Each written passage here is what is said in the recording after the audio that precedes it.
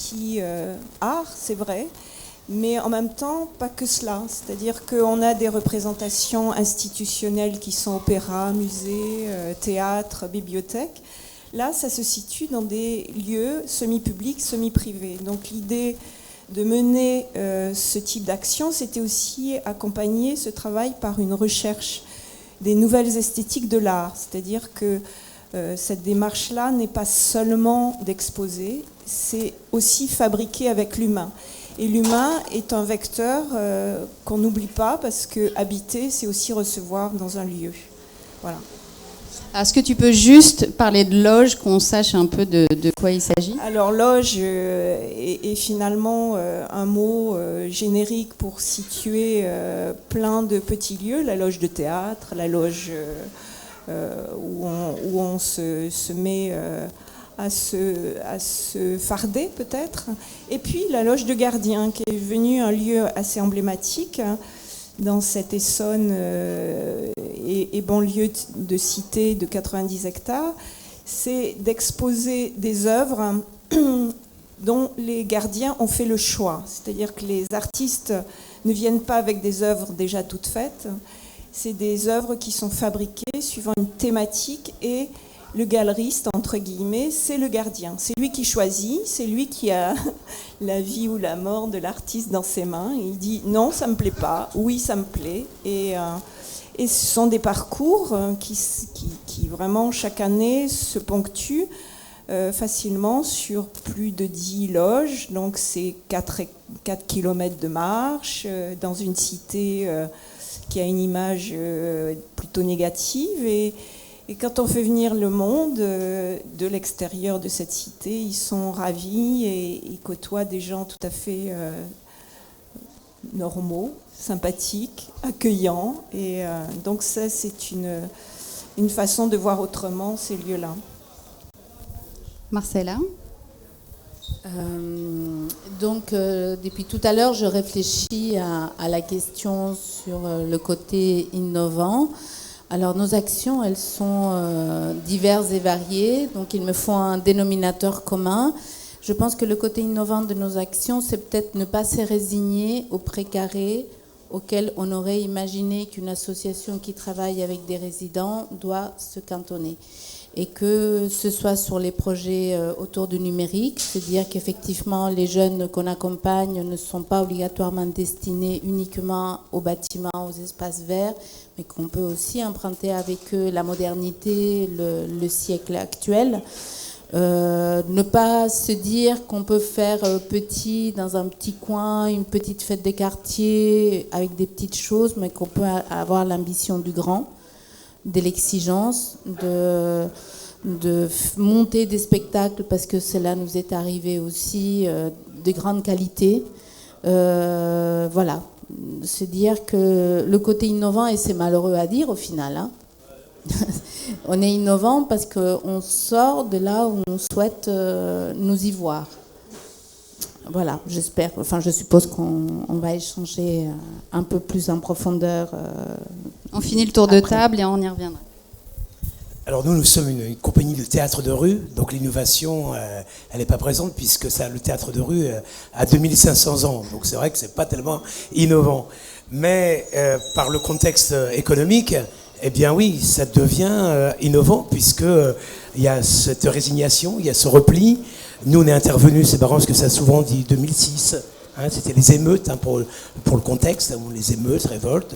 Nous, ça a été l'approche de 100 gendarmes dans le quartier où on intervient, qui est le quartier des Grèves, Petit Colombe, à côté du Petit Nanterre, où la police est intervenue pour un démantèlement.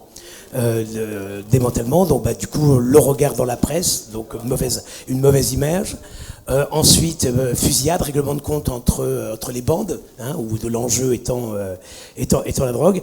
Et donc là, l'innovation, c'est de dire, est-ce que l'espace, ça peut pas être un autre espace public à vivre que celui des règlements de compte ou de l'arrivée de la police de façon musclée. C'est pour ça que nous avons créé le festival, alors de façon très pompeuse et immodeste et ambitieux, du Festival international du banc public. Voilà, il faut en jeter, soyons immodestes. Et là, la contrainte, c'est avec les habitants. On a un comité de pilotage qui réunit à peu près une trentaine de partenaires services municipaux, associations, amicales de locataires, écoles, collèges. Et la contrainte qui est demandée aux habitants, c'est de créer une scène qui dure 5 minutes sur un banc, et c'est soit l'imaginaire, soit la citoyenneté. Et donc on arrive maintenant à peu près à 300 participants pour 1000 spectateurs, et où les gens se baladent dans cette cité où d'habitude on met pas les pieds. C'est un peu ne pas se cantonner à un espace pour une sociologie de personnes, ceux qui acceptent, qui sont déjà en souffrance au lieu sur l'habitation à loyer modéré, mais de faire en sorte que ce soit en effet un lieu de festival. Il y a Cannes, il y a Aurillac, on a notre festival international dans un quartier qui est en difficulté. Alors, on pourra parler tout à l'heure des difficultés, des grands moments de réussite, des moments plus difficiles, mais en tout cas, il faut beaucoup d'énergie. Donc, c'est là, cette innovation, c'est, même si le théâtre est dans la rue, il faut qu'on se réapproprie l'espace public qui est de plus en plus privatisé. Et puis, c'est un groupe aussi de gens s'approprie l'espace sans le partager. C'est aussi de la privatisation. Elle n'est pas uniquement dans le commerce, elle est aussi dans les attitudes, dans le comportement, et de relier sur l'interculturel, l'intersociologie, générationnel. Donc c'est là où c'est innovant, parce qu'on a tendance à nous cantonner.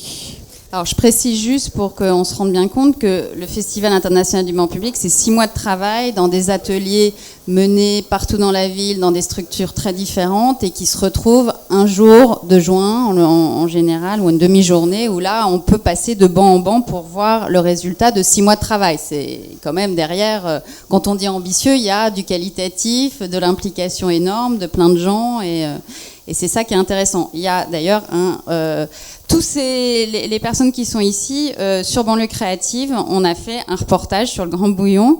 On a fait une interview de Samuel Gemellus qui était passé par Mille Visages. Il y a un reportage sur Loge, sur le square, Mon Jardin J'y Tiens, et sur Festival du banc public. Donc en plus, vous pourrez découvrir leur action in vivo, si je puis dire.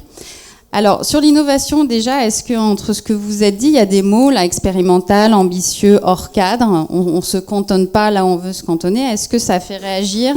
Est-ce que vous vous retrouvez dans les définitions que les uns et les autres ont données? Ou est-ce que vous voulez préciser par rapport aux termes des choses?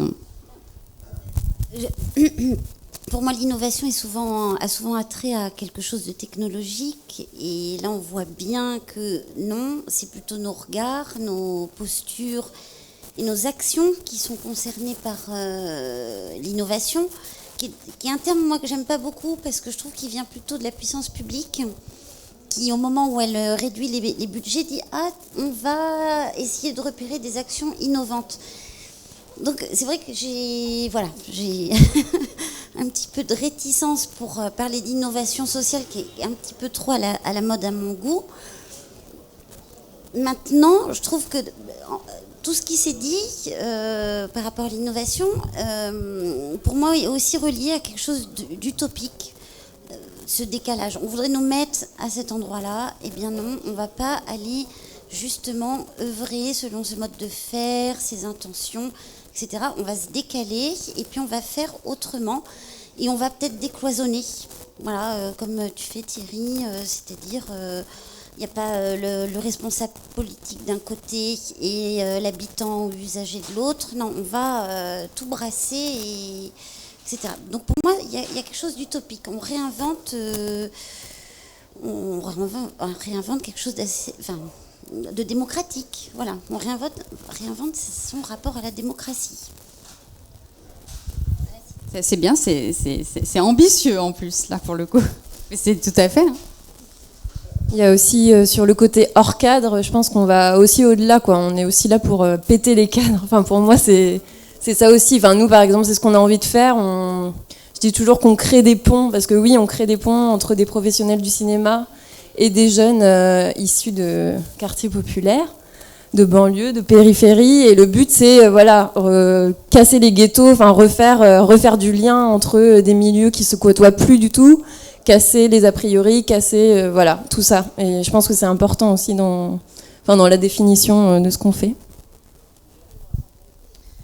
Au-delà du fait que ça puisse être expérimental, innovant ou hors cadre, il y a aussi le fait que nos initiatives, je dis nous parce qu'on est tous à peu près dans la même dynamique, on a cette envie aussi de pousser les lignes institutionnelles, c'est-à-dire qu'on est effectivement là où on ne nous attend pas. Et puis, au centre de toutes ces préoccupations, c'est quand même les gens, les habitants, les personnes qui fréquentent nos ateliers, qui fréquentent nos lieux où on propose des choses innovantes. Donc, c'est un moyen, c'est un outil. Et l'art est un vecteur qui pousse les lignes toujours, parce qu'on n'a pas de cadre établi, on a des envies, des énergies, et on y va. Et voilà. On va faire. Alors, le non-cadre, oui, effectivement, c'est sans doute l'espace qu'on investit. Alors, le prix d'investir le non-cadre, c'est la prise de risque. Et je pense que cette prise de risque, si à un moment donné, au vu des résultats, n'est pas relayée, soutenue, on risque aussi l'épuisement l'épuisement des associations qui prennent le risque d'aller là où finalement on ne nous attend pas. C'est un peu quelque chose qui fait peur, parce que même si la machine peut retenir dans un souci de tiens, on va voir ce qui est innovant, tiens, c'est très bien, la machine va très lentement dans l'idée de se réinventer, de se réinterroger, de se réimaginer pour être plus pertinente auprès d'une réalité qui, bien évidemment, bouge beaucoup plus vite finalement qu'administrativement on arrive à l'apercevoir. Donc je pense que là, il faut oser, il faut tenter. Moi, je sais que sur notre chantier, par exemple, d'insertion, le fait de ne pas avoir souhaité travailler avec des vieux ordinateurs qui faisaient 40 cm de profondeur, mais vouloir être soutenu pour avoir du matériel de pointe, de la qualité, pour vraiment embarquer avec nous les jeunes dans l'aventure du numérique, ça a été des partenariats, ça a été des gens qui ont accepté cette vision du monde. D'ailleurs, là, par exemple, on est en train de faire du direct. C'est génialissime. C'est parce qu'effectivement, on va chercher ce soutien, on l'a. Parfois, j'aimerais qu'il y ait, au-delà de la subobtenue, une analyse qui nous aide à prendre du recul et à être dans la post-production de finalement l'effort fourni. Parfois, c'est formidable d'avoir les moyens, c'est encore plus intéressant et intelligent de pouvoir dialoguer avec les partenaires et l'administration sur les résultats, sur l'intérêt au final d'avoir pu faire, je cite le matériel parce que c'est effectivement un exemple facile à donner, se battre pour du plus, mais c'est pas juste la sup pour le matériel qui compte. Ce qui pour nous compterait le plus, c'est effectivement analyser ensemble l'intérêt d'avoir parié sur ce matériel qui permet, rien que le fait qu'on soit ensemble en train d'échanger dans cet espace, voilà. Donc sur le rapport à la démocratie, c'est vrai que là j'ai parlé tout à l'heure du comité de pilotage du Festival des Bancs. Je crois que certains conseils de quartier, puisque c'est maintenant dans la loi sur les conseils de quartier, peuvent être envieux, par exemple, de ce comité de pilotage. C'est vrai qu'on s'y ennuie. Moi, j'y vais. Il y a de moins en moins de monde sur la ville, par exemple.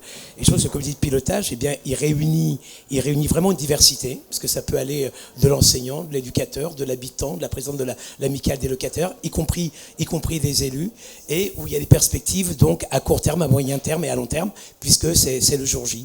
Et cette approche-là démocratique me semble intéressante par rapport au conseil de quartier. Donc là, il y a une innovation, ça boite dans les textes, mais c'est conseil de quartier, puisqu'il y a toujours la mainmise des élus, on détermine un budget, et puis sur la synthèse, on arrive toujours à faire en sorte que les orientations des élus avancent plus que celles des habitants. Et sur le comité de pilotage là, des bancs, chaque fois, il est remis en cause. On continue pas. Comment on s'oriente? Qu'est-ce qu'on fait? Est-ce qu'on fait un déambulatoire, pas un déambulatoire? Et ça, cet aspect, c'est comment on peut aussi susciter réellement la parole. Et c'est vrai que là, bon, avec une énergie, avec une écoute, parce qu'on n'a pas tous les mêmes mots, la même réflexion, la même exigence en fonction de son parcours, mais comment on arrive, collectivement, à avoir cette énergie commune pour arriver à cette réalisation-là. Donc là aussi, c'est vrai que là, il y a un aspect pour moi innovant. Et c'est vrai que je n'aime pas trop aussi ce mot-là parce qu'on s'en sert beaucoup. C'est-à-dire que un Cocteau disait qu'il n'y a que la mode qui est démodée, mais la quête du bonheur, on est toujours à la recherche. C'est pour ça que l'innovation, maintenant, qu'est-ce qui est innovant? Et puis ils cherchent des méthodes, etc. Tout. Ils ont des termes bien techniques, mais eux-mêmes, là je parle de l'administration en général, puisque là on est au 10e anniversaire des banques, et je pense pas que ça va continuer. Mais parce que épuisement, non pas de nous, mais de derrière de ceux qui financent, quoi. Là actuellement, on a fini cette édition, on attend encore la réponse du Conseil général, qui aura lieu au mois de juillet, et la région au mois d'octobre. Donc voilà, et puis c'est projet. C'est vrai que la DRAC nous a dit non, c'est pas assez innovant, on arrête maintenant, on va partir sur autre chose. Alors ça va, on a des ressources, on a aussi d'autres projets à présenter, mais c'est pour ça que l'innovation, comme elle est présentée de façon technocratique, elle nous convient pas. Et c'est pour ça que là, c'est les critères d'évaluation. Quand je parle, c'est des conseils de quartier qui sont dans les lois, mais ils sont poussiéreux, leurs conseils de quartier. Les gens ne viennent plus. Il n'y a pas réellement de débat, il n'y a pas réellement, on concrétise pas les choses. Et voilà, donc cette manière de se réapproprier l'espace public, nous on a changé cette année parce qu'on était sur le Festival international du banc public, et là on a choisi la chaise. Choisis ta chaise et prends ta place. Et un peu pour prendre Guédéguian au mot qui dit être citoyen, c'est comment déjà commencer à sortir sur sa chaise sur le trottoir et puis de provoquer quelque chose. Et c'est là où on fait de la politique et uniquement pas dans un cadre technocratique qui correspond aux critères. Et c'est la responsabilité de chacun qui va créer le collectif. Donc cette année, voilà, on a fait, c'est pour ça qu'il y a le 10e anniversaire. Là.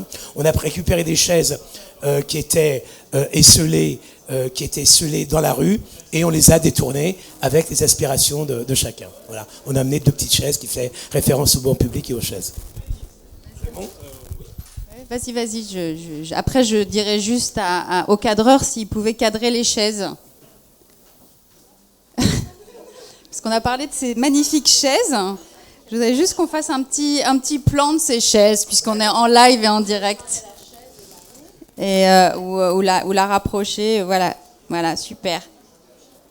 C'est ça les chaises en question. Et là, il y a un petit théâtre, je sais pas, Émilie, si tu vois. Voilà. Comme ça, elles sont dans le cadre. C'est des chaises qui allaient à la benne, normalement. Et il y a eu près de 100 chaises comme ça qui étaient... centaines de chaises. Est-ce que ça rentre dans le cadre? Très bien, parfait. Alors Raymond, oui, je t'en prie. Donc moi c'est Raymond Dikoumé, je bosse avec Thierry Laurent sur le Festival des bancs publics.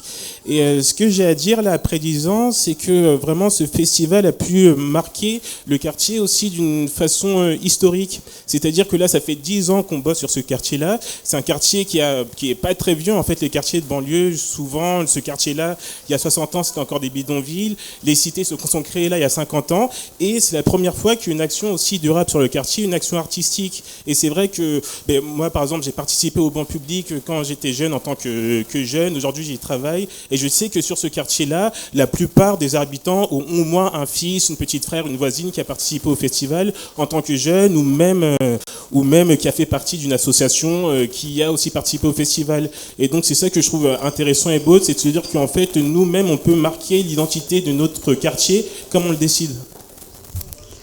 Alors, en fait je ne sais même pas votre prénom, votre nom. Mélanie, et vous êtes du Grand Bouillon, d'accord. Alors, est-ce que vous vouliez intervenir sur cet aspect innovation?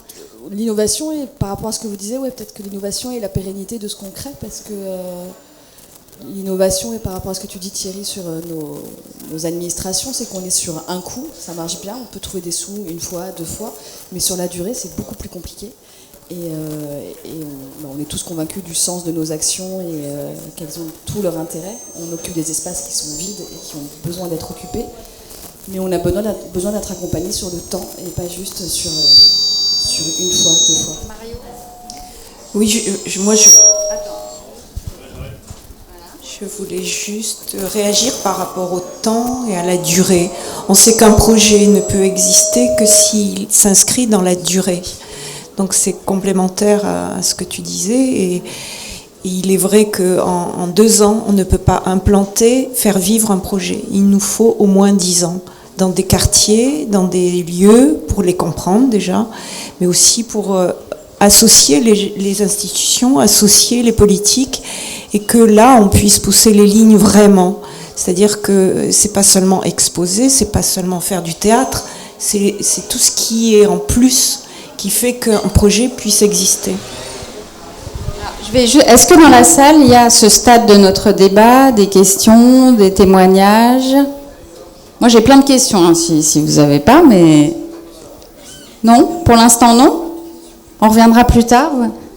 Alors, justement, puisqu'on se parlait du temps, de la durée, il y a vous n'avez pas employé le mot méthodologie, mais du coup, ce qui nous réunit aujourd'hui, c'est les quartiers populaires. On œuvre tous d'une façon ou d'une autre, soit avec les habitants des quartiers, soit dans ces quartiers. Est-ce que du coup, agir dans ces quartiers implique une méthodologie particulière? C'est-à-dire que si tu faisais le banc public à Saint-Michel, en cœur de Paris, tu le ferais différemment? Parce que c'est au cœur d'un quartier dit bourgeois, qu'est-ce que tu changerais? C'est quoi la méthodologie propre à ces quartiers, du coup? Est-ce qu'il y en a une? Nous, en qualité d'artiste, c'est évident qu'on a un savoir-faire, mais tout seul, on ne peut pas faire. Donc, la méthode, c'est de dire, il faut réunir. Il faut réunir. Donc, après, c'est vrai que c'est la relation avec chaque structure. C'est vrai que dans les termes, pour les demandes de subventions, on appelle ça cibler le public. Donc, voilà, donc on cible le public, mais c'est vrai. C'est-à-dire qu'après, voilà, il y a les personnes ressources, il y a des gens qui sont éducateurs avec club de prévention, les animateurs, les militants associatifs sur les amicales des locataires. C'est sûr que pendant 3 mois, c'est déjà réunir tous ces gens-là. Donc ça, c'est vrai que c'est et de prendre en compte l'identité de chaque structure, quoi. Donc ça c'est vrai que c'est important avant de pouvoir commencer à déterminer ce qu'on va faire. Donc ça c'est vrai que c'est un point important de réunir ce comité. Alors c'est pour ça que nous il y a trois réunions très importantes entre le bilan et les perspectives, là où on en est dans l'action. Et puis à J-15 où on a fait le repérage, etc. tout sur l'organisation. Mais c'est vrai que dans un premier temps, on peut pas partir tout seul avec ce projet, qu'il faut beaucoup d'énergie pour réunir les acteurs potentiels. Ça, c'est une première règle. Plus dans un quartier populaire qu'ailleurs. C'est quoi la spécificité là en l'occurrence? Alors ça, je vais réfléchir. Moi, je veux bien y répondre parce que si je me projette au Luxembourg, c'est toi qui nous a invités à nous déplacer dans le 6e. Je pense que la simplicité est le maître mot aussi de nos interventions. Je pense que là, souvent, on est en train de réfléchir au lien social. J'ai jamais vu autant de liens sociaux que dans un quartier. C'est-à-dire que, effectivement, administrativement, il nous faut cibler un public. Je pense que nous, on a toujours dit, ça nous intéresse. Ce qui nous intéresse, c'est l'interaction entre les publics. Parce que sans ça, on se cantonne à une fraction, à un groupe. Or, ça dépend de projet, mais pour nous, c'est intéressant de faire vivre, au travers d'une action de terrain, un quartier. Et donc, l'âge, ça compte, mais pas vraiment. On habite au 5e, au 3e, ça peut ne pas être important. Là, ça siffle un peu, mais peut-être que je prends le tien, les micros. Oui, celui-là, bon. Donc, je pense que, voilà, je reviens à la simplicité, pouvoir être vu. À partir du moment où on est au milieu de la place et les habitants te perçoivent, ils posent des questions, il y a quelque chose qui se trame d'une manière beaucoup plus simple. Il y a pas je suis convaincue de cela. Je suis convaincue que très facilement, on monte au 5e, on prend le thé, au 3e, on va papoter avec les jeunes qui squattent dans une cage d'escalier, qui a un rapport beaucoup plus simple que celui qu'on aurait dans le 6e arrondissement, où les gens, au final, sont des voisins, mais ne se connaissent pas du tout. Peut-être parce qu'ils sont dans une activité professionnelle plus forte. Peut-être qu'effectivement, c'est une conséquence de l'inactivité. Mais c'est peut-être aussi l'histoire des cultures. Et peut-être aussi que dans les quartiers populaires, on est dans une culture dans laquelle le lien est riche, est important. On y tient ce lien-là. Sans ce lien-là, il n'y a pas grand-chose. Donc, voilà. Je vais passer la parole. Moi, ça fait 5 ans que je bosse dessus en tant qu'intervenant, et c'est vrai que ce qui est important dans notre boulot en tant que metteur en scène, c'est de créer un échange avec les jeunes avec lesquels on travaille. C'est-à-dire qu'on vient avec notre savoir-faire de comédien, certes, mais ces jeunes-là, ils ont des choses à dire, ils ont un imaginaire, ils ont des choses à raconter, et c'est ça que l'on doit sortir. Et donc, par rapport à ça, c'est vrai que j'ai jamais bossé dans le 5e, je sais pas ce que ça va donner, mais je pense que c'est pas la même approche, parce que c'est pas le même imaginaire aussi.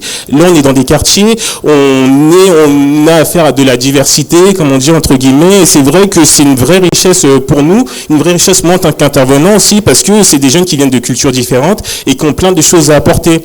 Après, la chose qui peut être parfois un peu compliquée, c'est quand on travaille avec certains types de publics qui ont plus de mal avec la représentation, parce qu'on est quand même dans du théâtre, on est dans du théâtre dans la rue, et c'est pas évident pour tout le monde, en particulier pour des jeunes qui sont déjà dans des problèmes de représentation. C'est bizarre de dire ça, mais je ne sais pas comment l'exprimer autrement.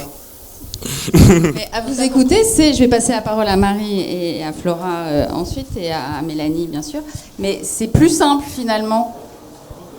Plus simple que de faire ça au Luxembourg. Moi, je trouve ça plus intéressant.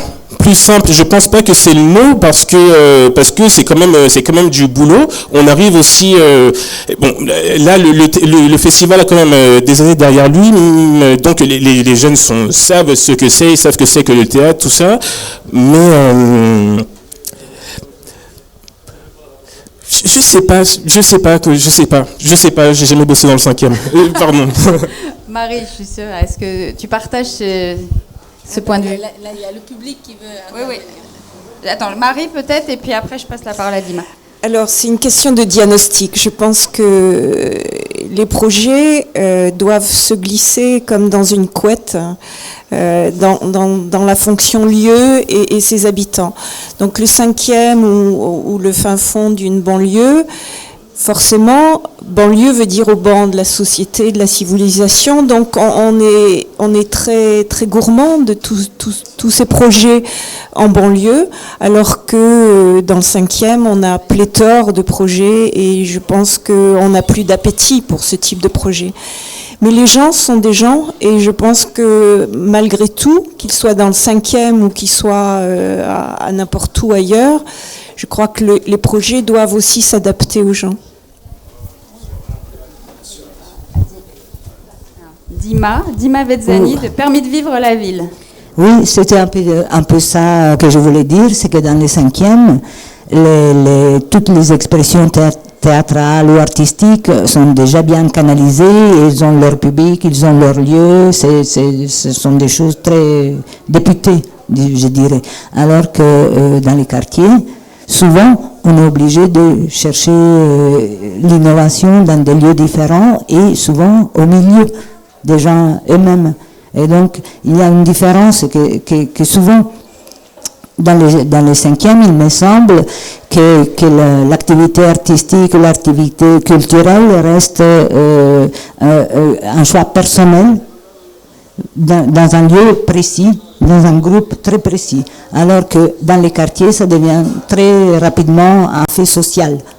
Parce que tout simplement, le fait dans un autre milieu, et le rapport des gens à ce fait culturel est déjà un rapport social, je dirais. Voilà. Oui, c'est vrai qu'on arrive dans des quartiers où des fois il y a...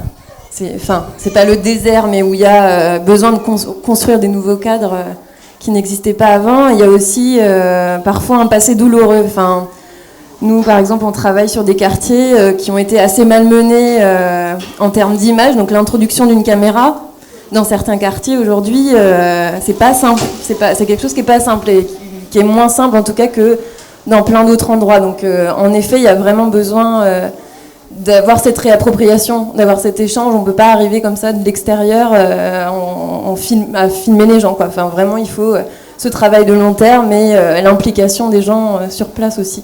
Donc c'est important. La caméra a été chourée par des moyens sécuritaires. votre outil de travail a été pris pour moyen de sécurité.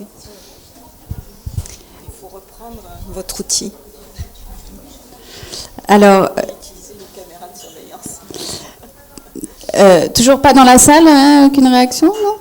Ah si? Alors, on va vous passer un micro. Pouvez-vous vous présenter avant de... Dans le micro, s'il vous plaît. Alors, juste une question, parce que dans tous les propos que vous tenez, c'est souvent sur les territoires. Voilà, vous parlez du hors-cadre, mais toujours sur le territoire. C'est assez étonnant, parce que pour moi, ça paraît un paradoxe. Un territoire hors cadre, un territoire, il est cadré. Et j'aimerais savoir si vous avez réfléchi, par rapport à ce que vous disiez tout à l'heure, de re-questionner en permanence ce qu'on fait, c'est-à-dire sur cet aspect nomade. Parce que quand vous parlez des territoires, ces territoires ont réuni, on va dire, des populations nomades. On est bien d'accord.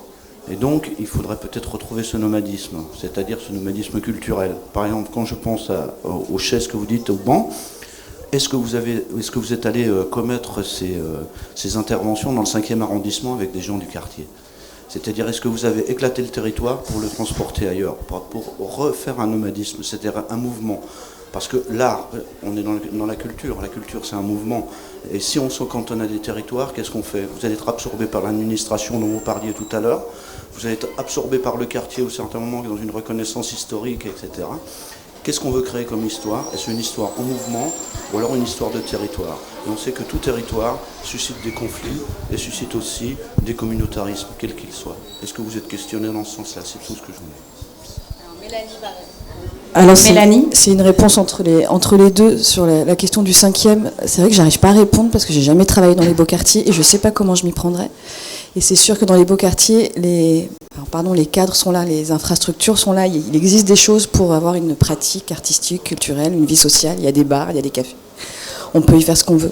Sur l'histoire du nomadisme, je pense que je parlais tout à l'heure de s'installer, de mener des actions pérennes parce que c'est important de se faire connaître, de créer du lien parce que je pense que c'est encore plus important ici et que les gens sont facilement chacun dans son chacun, on va dire. Et que voilà, si par exemple le Festival des bancs publics a lieu une année à Colombes et puis une autre année à Aubervilliers et puis une autre année dans le 5e arrondissement, je ne suis pas sûre qu'il sera identifié par les Colombiens de la même manière. Ce qui est important, c'est d'être identifié, d'être connu et que le lien et la rencontre se fassent et les habitudes se créent, à mon avis. Moi, je pense que c'est une très bonne idée d'investir le 6e arrondissement et le Luxembourg avec des chaises. Il y en a déjà, on n'aura au moins pas les amener. Mais je pense qu'effectivement, on souffre de rester dans un entre-soi. Et que je ne dirais pas uniquement qu'il est intéressant qu'il y ait la mobilité qui joue pour s'approprier aussi dans notre centre-ville, mais que le centre-ville doit aussi s'habituer à ce que les habitants des quartiers sont. Et que le public bouge aussi, alors, du coup. Il ne faut pas rêver. Je veux dire, je ne pense pas que le 6e arrondissement va venir habiter ici. Je ne le crois pas. Par contre, pouvoir lui partager avec les habitants du 6e arrondissement un moment artistique, théâtral, ou peu importe, je pense que là, il y a des rencontres à faire. En tout cas, il y a des schémas à casser.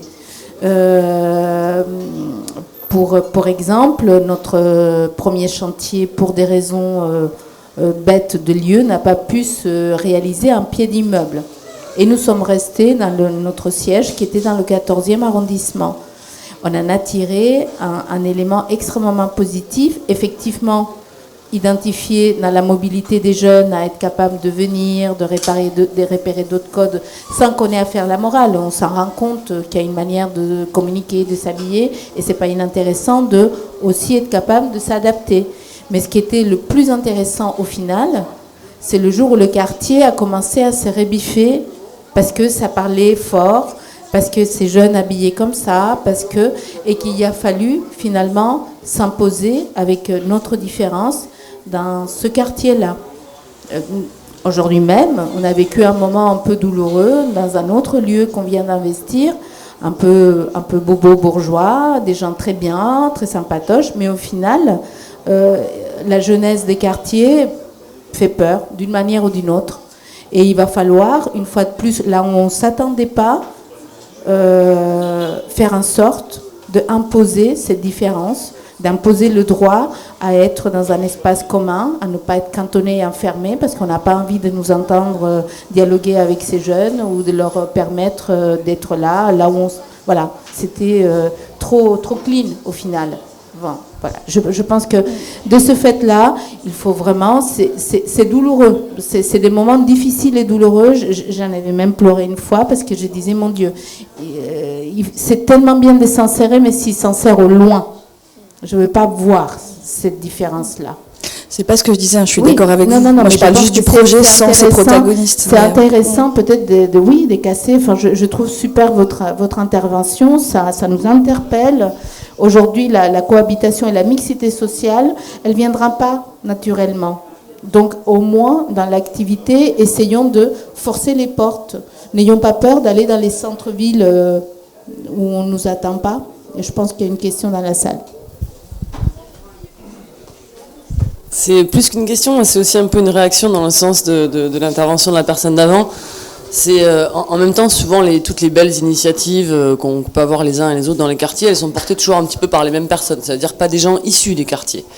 Et on sait que dans les grandes villes, en Europe, on voit beaucoup ce qu'on appelle les phénomènes de gentrification, où c'est justement tous les mouvements culturels portés par des personnes, j'ai envie de dire, d'un certain niveau social, qui vont créer des mouvements artistiques, qui vont créer des galeries, des événements, qui vont attirer les petits bobos, et qui donc vont faire que petit à petit, ces zones-là vont être investies par des promoteurs immobiliers qui deviendront à nouveau des zones de bobos. Alors à Paris, le phénomène n'est peut-être pas très fort, mais il y a quelques années encore, à Bagnolet, au Lilas, à Montreuil, c'était des gens qui n'avaient pas forcément d'argent qui habitaient. Aujourd'hui, ces gens, ils sont repoussés en grande couronne et plus en petite couronne.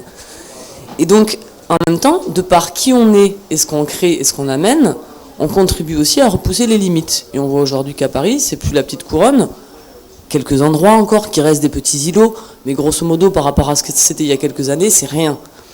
Et donc peut-être que dans nos réflexions de territoire et de nomadisme, c'est comment aussi un petit peu à l'échelle de ce qu'on fait des ONG Nord-Sud, plutôt que d'arriver sur des territoires et d'aider, c'est comment on aide des porteurs locaux à créer eux-mêmes, à devenir acteurs, pour pas pousser ces phénomènes de gentrification. Alors justement, ça m'inspire une autre question par rapport à l'impact. Alors je sais qu'on vous demande d'évaluer votre propre travail, de faire des bilans, etc. Mais par ailleurs, vous qui êtes dans ces quartiers, qui les connaissez bien, alors qui y ont vécu, puisque Marie, tu as vécu à la Grande Bande pendant longtemps, tu as encore ton atelier. Est-ce que, je me tourne vers toi du coup par rapport à cette question, l'impact, entre guillemets, je ne sais pas si c'est le bon mot, de loge, toi, sur la durée justement, comment tu le mesures ? Alors déjà, pour répondre, rebondir à la précédente question ou interrogation, de savoir que ces projets, effectivement, ils s'adaptent à des quartiers, mais aussi ils répondent à des questions de quartiers bien spécifiques, donc liées à un diagnostic. Et quand il y a 15 ans, j'ai mis en place ce projet dans les loges, ça a été refusé pendant 3 années de suite, et par le bailleur de fonds, qui est un bailleur assez important d'Île-de-France, qui est l'Aupivois, parce que justement, on ne pouvait faire rentrer des gens dans ces espaces résidentiels autres que les résidents.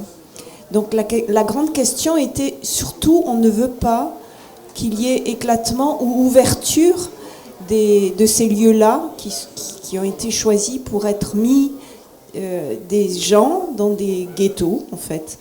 Alors maintenant, quand on a ce discours artistique où on a envie de pousser des lignes et justement d'exploser cette géographie très concentrique, maintenant on vient nous chercher.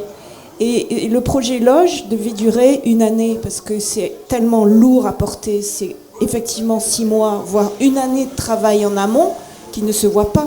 L'iceberg, c'est 1 mois à peine.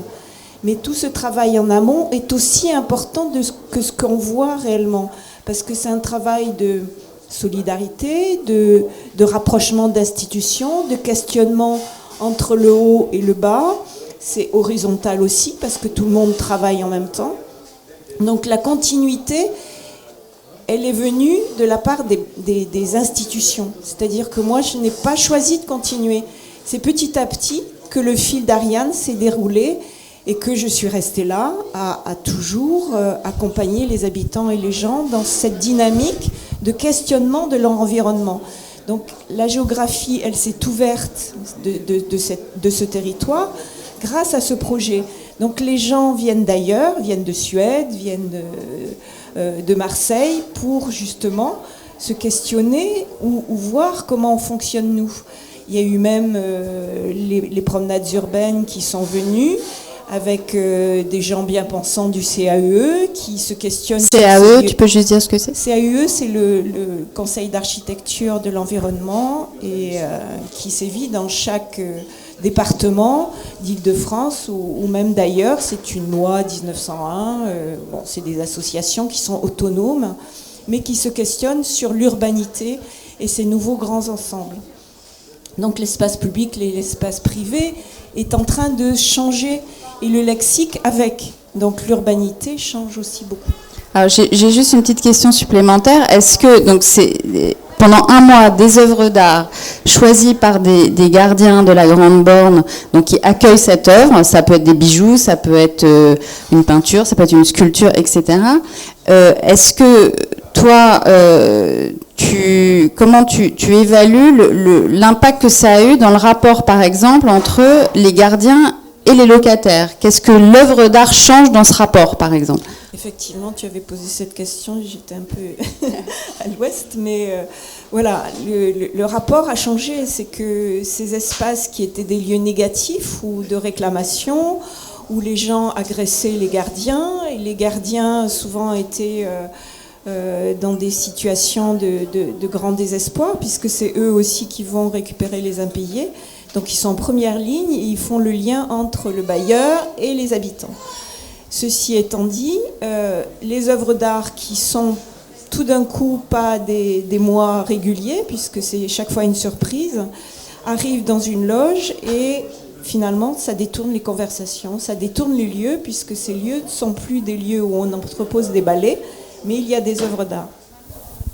Donc l'impact est important, ça change l'image, ça change les rapports entre eux, entre les habitants et les fréquentations de ces petits lieux semi-publics, semi-privés. Oui, sur l'impact, Thierry ? Comme disait Raymond tout à l'heure, la représentation pour les habitants, dans un premier temps, il y a eu un refus. On est parti avec 10 groupes seulement. Et d'année en année, on a augmenté et on arrivait à 21 parce que nous, on s'est donné des limites par rapport à la configuration de la cité, puisqu'il n'y a plus suffisamment d'espace pour accueillir les gens, d'espace vide, pour que les gens... Il y a une rénovation, tant mieux pour cette rénovation, mais en même temps que cette rénovation, elle a retiré des espaces où les habitants peuvent se retrouver. Donc nous, on le limite, mais de 10, on est passé à 21, et on s'est limité, parce qu'on ne peut pas recevoir. Et donc, les jeunes disent, bah ouais, moi je fais un banc. Moi j'ai fait un banc. Alors qu'au début, c'était, je m'affiche pas, je suis pas un bouffon. Donc là, c'est plaisant. Il y a une valorisation de dire, je participe. Il y a encore 2 ans, on disait que ce quartier était énoncé, compris par le maire, le petit Marseille de la banlieue parisienne. Donc c'est ça aussi qui fait qu'à un moment donné, il y a un repliement. Et donc que les gens puissent sortir, et y compris les gens des autres quartiers, y compris du centre-ville, puissent aussi présenter des bancs. On fait en sorte que ce ne soit pas uniquement les gens du quartier, mais aussi de donner la possibilité à d'autres habitants hors quartier qui ne sont pas en zone d'éducation prioritaire de venir également présenter. Alors parfois aussi c'est un peu compliqué, on voit que la cohabitation est difficile. Une mère de famille d'un quartier un peu qui dit je comprends pas qu'on fasse ça dans le quartier, il y a plein de structures au centre-ville, ils peuvent quand même se déplacer au centre-ville, quoi. Mais voilà, c'est aussi une provocation à la résignation ou au repli sur soi, ou s'il y a des incivilités, où les gens ils vident plus facilement les poubelles par la fenêtre que de descendre les poubelles eux-mêmes. On est aussi confronté à ça. Il y a des moments où on a envie de pleurer. Vous faites une activité en pied de cité, en pleine cité, et puis subitement il y a des œufs qui arrivent parce que on vide la poubelle. Donc c'est aussi, c'est pas aussi dans les années où il y avait l'habitation, le 3e, le 5e, ce que vous évoquiez tout à l'heure. Parfois je trouve que c'est plus compliqué quand même entre la relation entre l'habitant du 3e et du 5e. Et quand vous prenez le sac à ordures sur la tronche, alors que vous êtes en train de faire du théâtre, c'est pas forcément agréable. Donc aussi je trouve que les rapports dans la cité se sont tendus. Et ce qui explique aussi l'abstentionnisme, l'absence quand même de militantisme dans les associations syndicales, dans les associations, y compris les centres sociaux. Je trouve qu'il y a un durcissement, une difficulté de cette générosité. Alors elle a lieu, mais je trouve que les rapports se sont tendus, qu'il y a plein de signes, qui le manifestent actuellement. Donc voilà, donc on est friand de ces anecdotes et des progressions individuelles de chacun, parce qu'on voit les comportements. C'est vrai qu'on n'est pas là pour dire, alors même s'il y a cette exigence artistique, on ne veut pas engendrer l'ennui, que les spectateurs viennent, mais c'est vrai que ce qu'on compte aussi, c'est je me suis engagé, je suis arrivé à l'heure, je me suis engagé sur 6 mois. On a aussi des moments où les gamins 15-18 ans décident le nom d'une compagnie, on va s'appeler ça, et puis la semaine d'après, il y a une action assez difficile où il y a 4 jeunes qui mettent le feu au collège, et puis la vie de la troupe, elle a changé, et puis il faut aller de nouveau aller au charbon. Donc oui, alors soit on décide de laisser tomber, on met que des caméras, on rénove un peu et puis on laisse voir comment. Et donc c'est pour ça qu'il faut y être, quoi. Il faut encore dégager mais c'est pas si facile. Alors le nomadisme, moi j'ai un camion. On a un camion, on développe une scène. On a joué au Bervilliers il y a une semaine au Square. Des fois, on se retrouve dans des champs, dans des parkings, dans la rue. Et on peut savoir aussi là que la rencontre avec le public, elle est différente. Fonction bien des quartiers, que l'humour, les éléments de culture à quoi on fait référence, le public ne l'apprend pas de la même manière. Et nous, on peut savoir à peu près, vous parliez des bobos tout à l'heure, on peut savoir, là, tiens, aujourd'hui, c'est plus bobo, là, c'est beaucoup plus populaire, comme on l'entend, et les références ne sont pas les mêmes, et la réaction ne sont pas les mêmes à chaque fois. Donc il y a plein de ressentir comme ça, complètement différents. Oui. C'est vrai que même le festival, il n'est pas pensé comme un festival nomade. C'est vrai qu'on a décidé de s'implanter dans cette cité-là. Et je pense que ce qui est important aussi, c'est notre démarche artistique. C'est-à-dire nous sommes des artistes qui allons travailler avec un certain public, on va travailler avec des gens. Et c'est vrai que je pense qu'il faut qu'on ait vraiment une démarche d'échange pour que ça fonctionne. Tout à l'heure, vous parliez de voyager, de faire en sorte que ces gens voyagent. Et j'ai l'impression que c'est à nous aussi de faire en sorte comment on va dire ça ? De faire en sorte que les gens voyagent à travers les ateliers. Moi, en fait, tout ce qui est administratif, tout ça, le fait que l'État puisse récupérer le festival, que la ville puisse récupérer le festival, ça, c'est des choses qui arrivent, certes, mais le plus important, en fait, c'est ce qui se passe pendant notre travail. Et moi, je sais que, par exemple, en travaillant avec certains jeunes, avec certaines classes, c'est des jeunes qui m'ont inspiré des œuvres personnelles. Par exemple, j'ai écrit une série qui m'a été inspirée aussi par le festival des bancs aux grèves, parce que j'ai travaillé avec des jeunes de certains quartiers qui ont une façon de parler, qui m'ont raconté des histoires, qui ont des aventures en fait qui me nourrissent vachement, et j'ai l'impression que c'est super important, nous en tant qu'artistes qui allons travailler dans ces quartiers, de savoir pourquoi on est là en fait, et de pas être dans une position ces gens-là nous font pas pitié en fait, ces gens-là on les aime parce qu'ils nous inspirent. Alors, oui. Quartier. Marcella, tu veux réagir? Sur l'impact,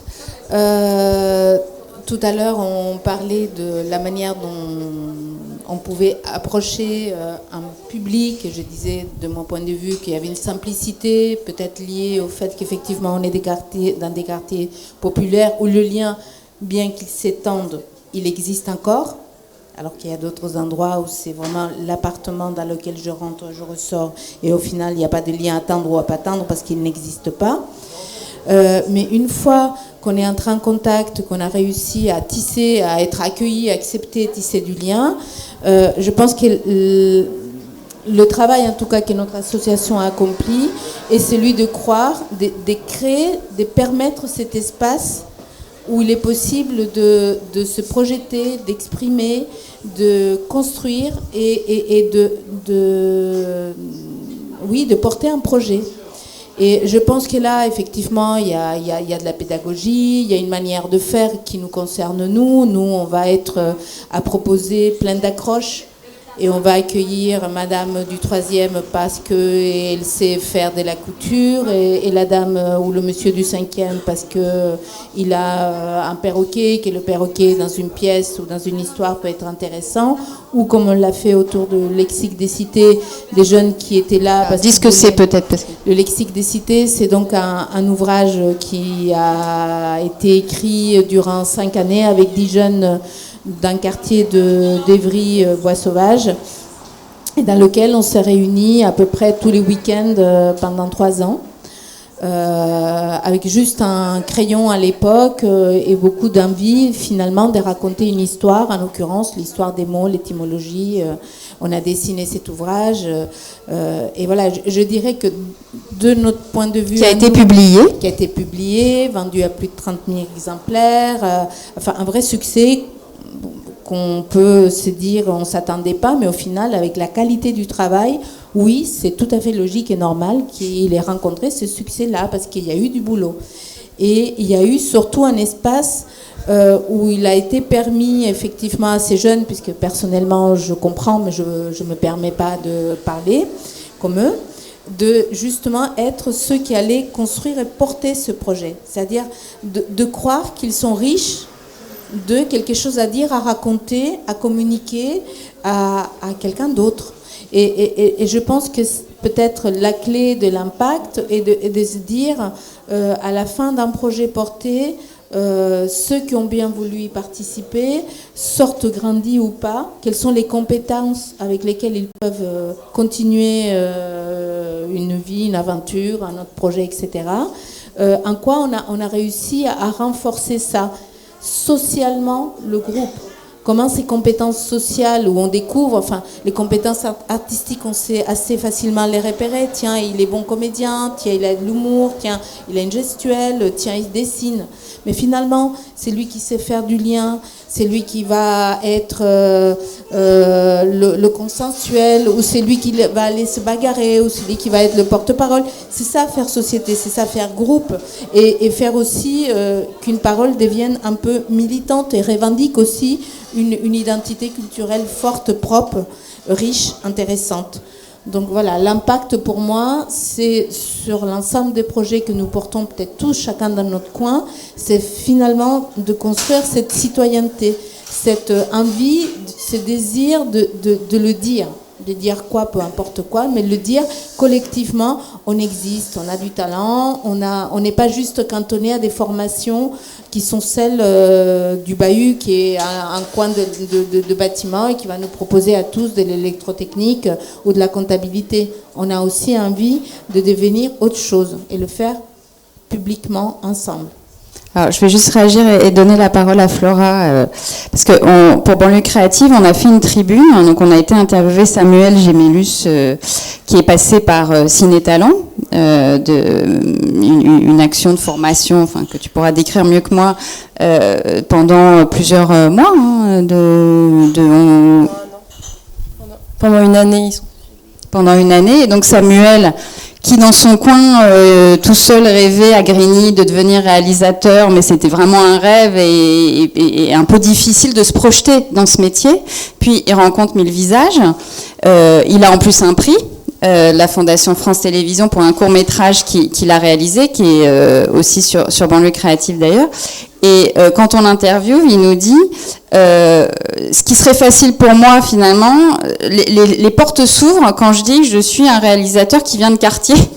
Certaines portes s'ouvrent, mais du coup on attend de moi que je ne parle que de mon quartier en tant que réalisateur, que les histoires que j'imagine, elles sont toutes situées dans un quartier. Or, moi j'ai envie d'être réalisateur tout court, c'est-à-dire que j'ai envie, il nous dit de faire, pourquoi pas, une comédie à Rio. Là on m'attend pas, mais c'est ça être réalisateur, c'est ça être artiste, c'est justement pas avoir dans la tête des limites, des cloisons, et en même temps il avoue que finalement ça serait plus simple pour lui d'être réalisateur escartier. Est-ce que vous c'est quelque chose qu'on vous renvoie, ou c'est quelque chose que vous travaillez avec eux? Comment ça se passe cet aspect-là? Ou c'est pas du tout discuté? C'est Samuel l'a dit, il est unique en son genre. Non, c'est un vrai questionnement. Alors sur les portes qui s'ouvrent, juste pour remettre dans le contexte, parce que c'est vrai que c'est aussi pour nous un peu les retombées aussi qu'on voit du travail qu'on fait depuis 10 ans, c'est que oui, les lignes bougent, oui, ils commencent d'un côté, il y a des jeunes qui ne sont plus qui ont pris confiance en eux, qui se brident plus et qui ont envie d'investir le champ du cinéma, ont créé leur projet, ont envie d'en faire leur métier, ont envie de s'insérer dans ce milieu-là. Et de l'autre côté, il y a des prémices, des institutions qui commencent aussi à changer leur regard. Donc il y a la FEMIS qui avait ouvert déjà un parcours égalité des chances pour permettre à des jeunes issus de quartiers de pouvoir intégrer la FEMIS, donc école de cinéma. Et là, ils viennent de créer un nouveau dispositif qui s'appelle la résidence, qui est une formation de 10 mois intensif. Donc pareil pour des personnes qui ne pourraient pas avoir accès au concours de la FEMIS et dans lequel Samuel est en train participe à la première édition. Donc voilà, ça c'est plus sur la question de l'impact, mais du coup oui, pour nous c'est un vrai questionnement puisqu'on questionne les représentations et on est toujours dans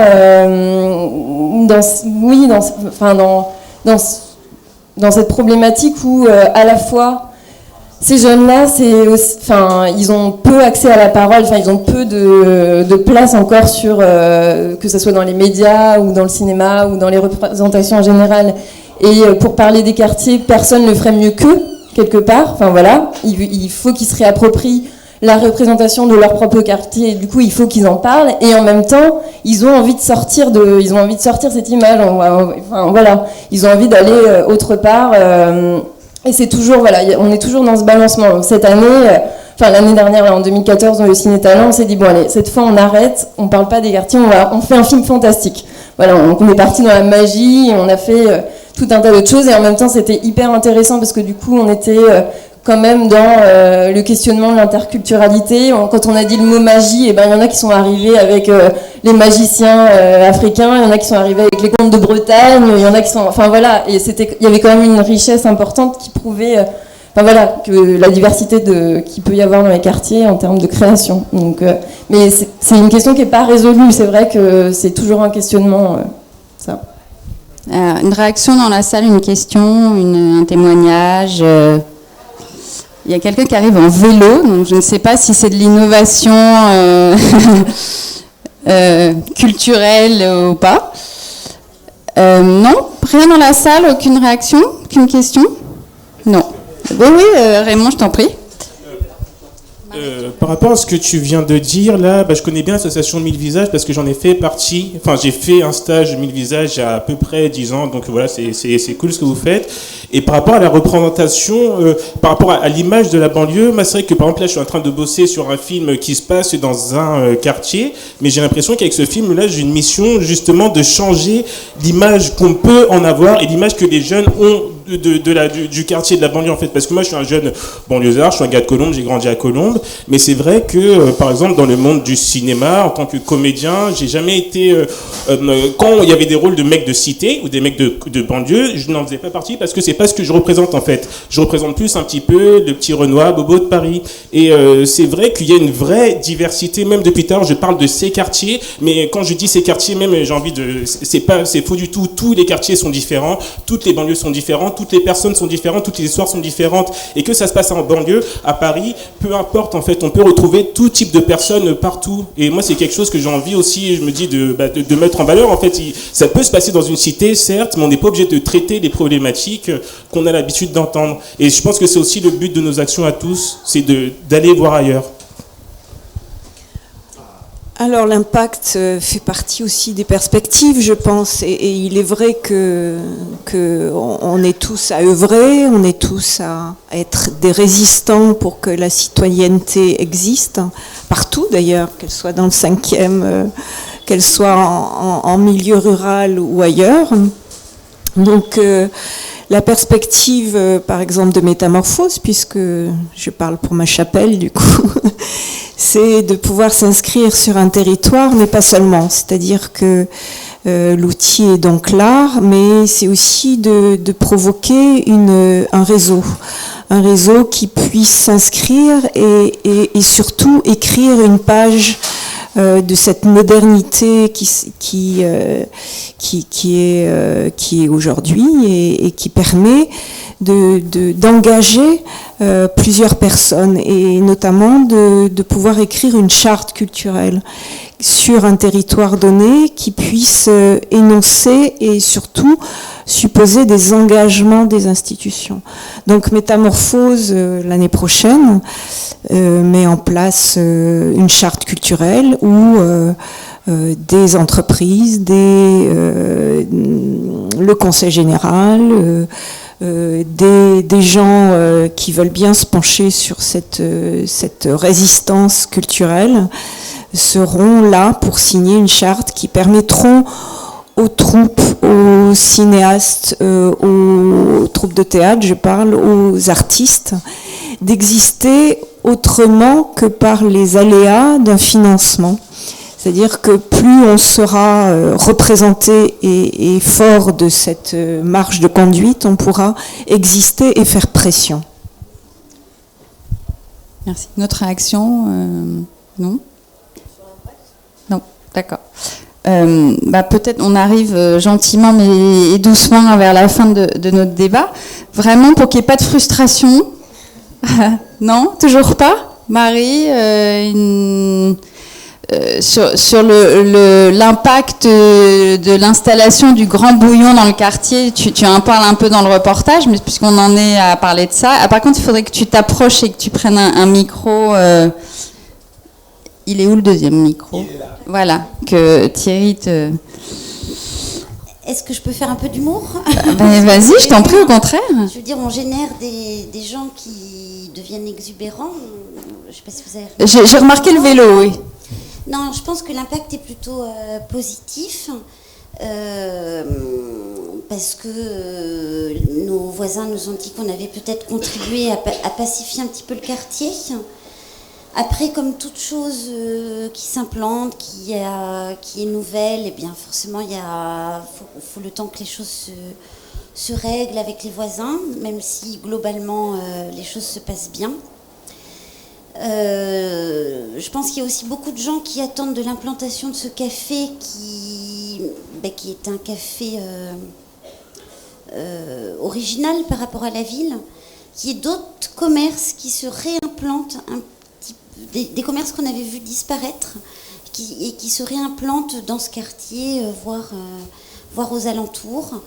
Avant, il y avait des commerces de bouche un peu qualitatifs qui ont disparu les uns après les autres, le dernier, c'était le chocolatier. Enfin, l'avant-dernier, c'était le chocolatier. Le dernier, c'était un primeur qui était là depuis bien longtemps. Donc voilà, beaucoup d'habitants attendent que ça revienne, que ça ressuscite des envies de la part des gens qui voudraient reprendre ou implanter un commerce. Voilà. Je vais compléter ce que dit Marie. Je te rejoins tout à fait sur la citoyenneté. Je pense que si ce lieu, on l'a imaginé, on l'a rêvé, c'est pour que ce soit un lieu ouvert aux citoyens, ouvert à la citoyenneté. C'est un lieu de sociabilité, c'est un lieu de rencontre. Je pense qu'il y a des gens qui se rencontrent ici qui ne se rencontreraient pas ailleurs, et c'est une vraie richesse. Après, c'est pas sans difficulté, parce que la citoyenneté, c'est aussi le respect de l'autre, c'est aussi la civilité, le bien se comporter. Donc on est à nos débuts, on va nous souhaiter longue vie, mais voilà, on tâtonne sur beaucoup de choses. Et c'est aussi un endroit de découverte artistique et culturelle. C'est-à-dire que c'est peut-être difficile de pousser la porte d'un théâtre. Ici, on peut juste rentrer comme ça et peut-être découvrir quelque chose. On peut participer à un atelier, enfin, essayer des choses qui peut-être permettront par la suite d'être plus à l'aise et de grandir. Mais voilà, la force de ce lieu, c'est d'être un lieu de rencontre et de vivre ensemble. Une réaction, un mot de conclusion, puisqu'on arrive à la fin du débat. Merci. Merci Marie. Un mot de conclusion ? Personne ? Continuons Non, c'est restons vivants. Moi, je suis restons vivants, debout, ayons beaucoup d'énergie. Moi, je suis assez pessimiste en ce moment sur le contexte. C'est vrai qu'on nous demande de défendre les valeurs de la République, mais comment les défendre réellement? C'est vrai que là, nous on fête le 10e anniversaire. Actuellement, suite aux événements que le monde entier a vécu, ben là, je trouve que c'est compliqué dans la pratique, sur comment les valeurs culturelles peuvent être ce ciment. Je crois que justement c'est plus facile d'installer des caméras que du travail que nous faisons et comment on l'évalue. C'est pour ça que c'est vrai qu'il faut avoir donc du coup la méthodologie, les mots. Mais c'est vrai qu'il y a nous on a reçu l'étoile de la tolérance par la région. Par la région, l'étoile de la tolérance, c'est merveilleux. Et bien là, il nous a annoncé que la culture n'est plus aidée. Allez voir le service de la culture. C'est plus nous, on fait de la prévention, c'est pas notre travail. Et donc là, ils nous ont promis 0 euros. 0 euros, on a négocié 5 000 sur 13 000, alors qu'ils ont été attribués pendant 10 ans, quoi. Donc là, c'est compliqué à évaluer tout ça. Je crois que ton micro ne marche plus. Mais moins pour nous-mêmes. Donc restons vivants. D'accord, restons vivants. C'est une belle phrase de fin en même temps. Résistons. Ok, résistons. Marie. Merci. Et continuons à travailler ensemble aussi. Je pense que l'union fait la force, surtout en ce moment, on va resserrer. Donc merci de nous avoir aussi permis d'échanger ensemble. Je trouve ça important. Merci à vous d'être venus. Merci pour vos actions. Parce que Banlieue Créative n'existerait pas sans vos actions, puisque c'est ce qu'on valorise, et aussi avec cette ambition, cette envie de casser les murs mentaux, puisque c'est une expression qui nous est chère, que globalement c'est un mot-clé quand même qui revient, c'est la circulation, c'est que les arts, les gens, les envies, les énergies circulent, les représentations. Et que peut-être au Luxembourg, il serait ravi qu'il y ait le Festival international du banc public. Et je pense qu'il le serait. Donc c'est les représentations, elles vont un peu dans tous les sens d'ailleurs parfois, et qu'elles sont à casser un peu. Alors certains en souffrent plus que d'autres, mais cette circulation, je trouve, elle est importante. En nous, en tout cas, Banlieue Créative, c'était une de nos ambitions. Que évidemment, on s'appelle Banlieue Créative, que le premier public qui vient nous voir en tapant banlieue sur Google est sans doute un public entre guillemets captif, que ça intéresse d'une façon ou d'une autre, mais que notre ambition, qu'on espère tous les jours renouveler et qu'on espère aboutir un peu plus tous les jours, c'est de faire venir à nous des gens qui, a priori, rentrent pas par le biais banlieue, ils rentrent par le biais art, ils rentrent par le biais citoyenneté, ils rentrent par plein d'autres biais que celui de la banlieue, et que tout d'un coup, ils découvrent des choses qui les étonnent et qui, finalement, sans qu'ils s'en aperçoivent, changent leur regard. Donc, et c'est tous ensemble, effectivement, qu'on parviendra peut-être à faire bouger ces lignes. En tout cas, c'est l'objectif. Et merci à vous d'être venus. Et à très bientôt dans un autre live, parce que c'était le premier, mais il y en aura d'autres. Et bien sûr aux techniciens. Bravo.